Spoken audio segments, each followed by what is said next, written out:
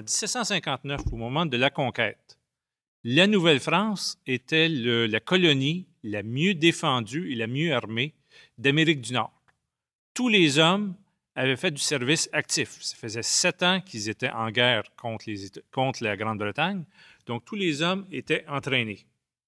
Quand les Britanniques ont conquis la Nouvelle-France en 1763, la première chose qu'ils ont fait, ils ont complètement désarmé la milice, ils ont aboli ces structures et ils ont dit maintenant c'est les Britanniques qui contrôlent. Ce qui est arrivé, c'est qu'en 1775, quand les Américains ont envahi la province de Québec de l'époque, ce qui est encore le Bas-Canada, on a rapidement recréé la milice, recréé les structures, recréé l'ensemble. Et là, on a demandé aux Canadiens français de l'époque, d'aller défendre les intérêts britanniques.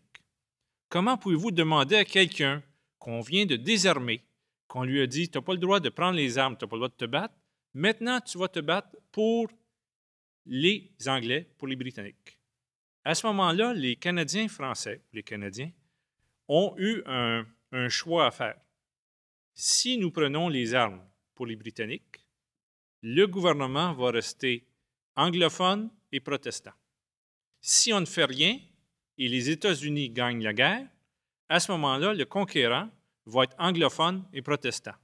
Donc, le choix qui se posait à ce moment-là, c'est que les Canadiens ont refusé de se battre.